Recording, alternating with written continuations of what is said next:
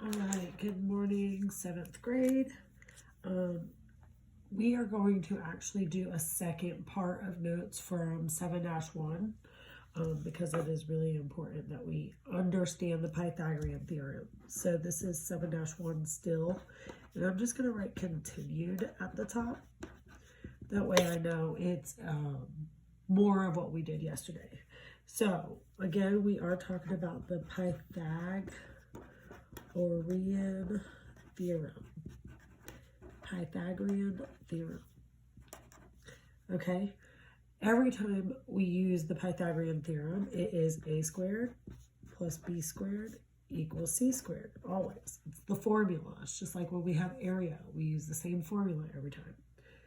So the Pythagorean theorem is a formula that we are going to use. Remember, it only works with right triangles.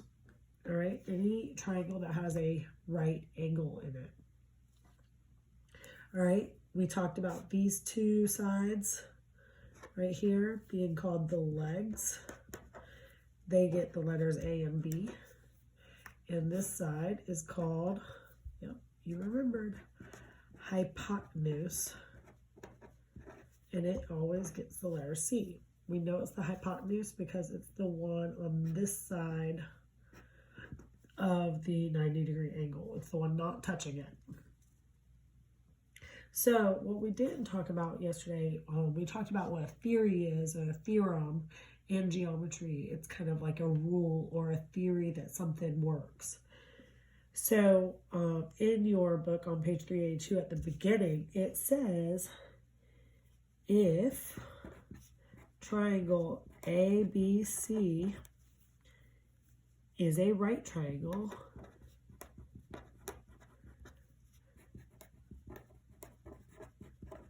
then a squared plus b squared has to equal c squared. All right, this is the proof that we have, and they kind of go into detail about how they've come up with that theory on page 382. Yes, okay, so this, the if-then statement, if-then. When you take geometry, you're going to see a lot of that. If this is true, then this has to be true. If this happens, then this has to happen.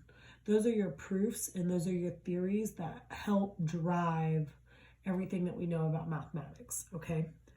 So, based on what we know, we talked about how we find the length of the hypotenuse yesterday. You did 2 problems last night on homework 7 and 11. I'm going to go over one of them now to make sure you kind of understood. I'm going to go over 7 because it looks kind of weird the way they have the boxes. I know that's kind of annoying when they do that. So I am going over the homework problem from last night, number 7. So if you haven't done your homework yet, well then good, because 50% of it's being done now. All right, so they have the triangle that looks kind of like this.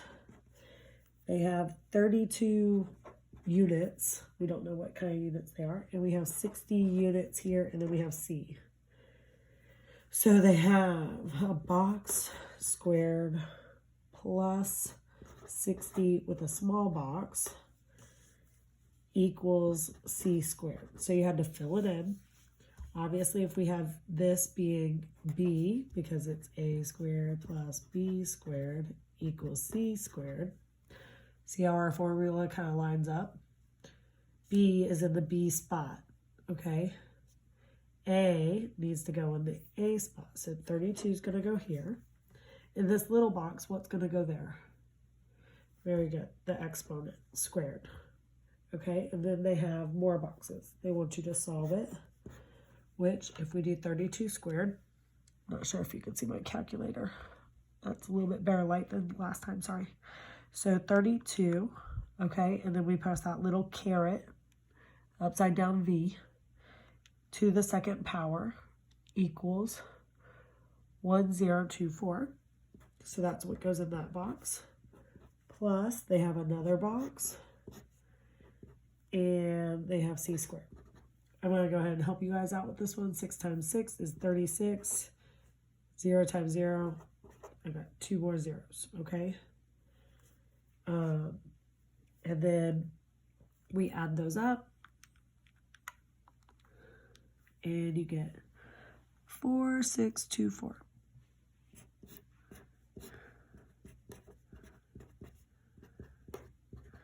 Okay? Now, remember, we talked about this. If we want to have C, the value of C, we have to unsquare it. Remember, how do we do that? How do we unsquare something? Good, we square root it. So we're going to square root this. All right? So you push, when you're doing a calculator, this one has the square root down here in blue. So I have to press that second button. Then I can press it. See how the square root sign comes up? And we have 4624 and press enter. And we get 68C. All right, because C times C equals C squared, right? Very good. All right, so we found the missing value of C. All right, the boxes kind of get people confused. I apologize for that. All right, so for today, what we're going to do is we're going to have practice finding one of the missing legs. So this time we're going to have the hypotenuse, but we're going to try and find a missing leg. So I'm on example 3. They kind of have the triangle turn like this, but they made sure to tell you that this is a right angle here. Okay, so it only works on right triangles. They have B there, they have 20 inches here, and they have 29 inches here. Okay, so they kind of helped you out. They gave you the letter B, which kind of implies which side is missing. We're always going to use our Pythagorean theorem formula, a squared plus b squared equals c squared. Okay, it's pretty easy to remember. So which side here is going to be A? Very good, 20 inches, okay, because the legs are the two beside the 90-degree angle. Remember, A and B are right beside the 90-degree angle. Since we know that this one's B, that one has to be A, right? So we're going to do 20 inches, and we're going to square it. All right, plus B squared. And then C is the one across the way from the 90-degree angle. So we actually know C this time. It's 29 inches squared. Now, some of you might be at home going, why did she put those in parentheses? Remember, I'm squaring the whole thing, squaring the whole measurement. If I just left the squared right behind the inches, it would look like 20 inches squared, like a regular measurement. We want to square the 20 as well. So that's the reason I did that.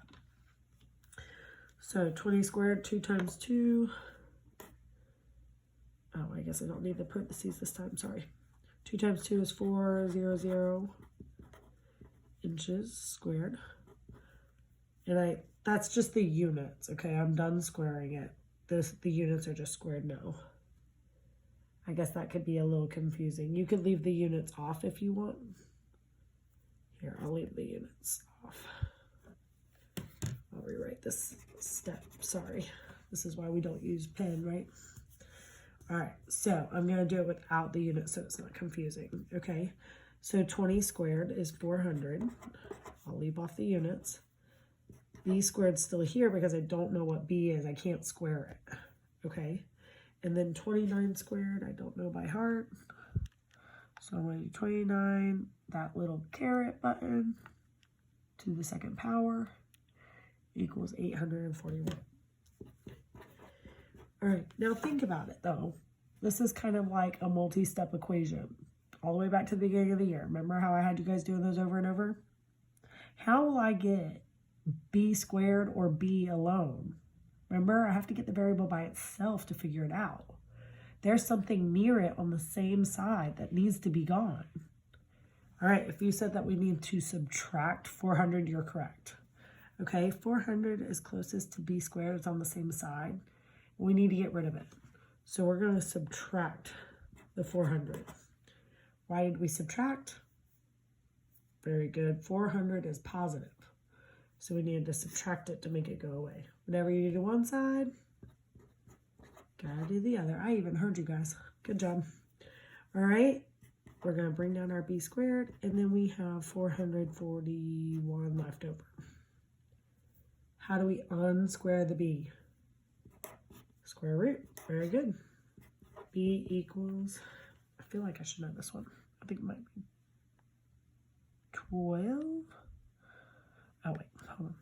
I gotta do the square root. So second, and then the square root button. 441. Oh, 21, not 12. That was close. All right, and then this would be inches. All right, so 21 inches would go here. Now, I can say that my answer is reasonable. It makes sense because my legs, both sides next to the 90-degree angle, should be less than your hypotenuse. Your hypotenuse will always be the biggest side. So if for some reason when you do the math and one of your legs is larger than what your hypotenuse is, you know you went wrong somewhere, because your legs are not going to be longer than the hypotenuse. It is the longest side.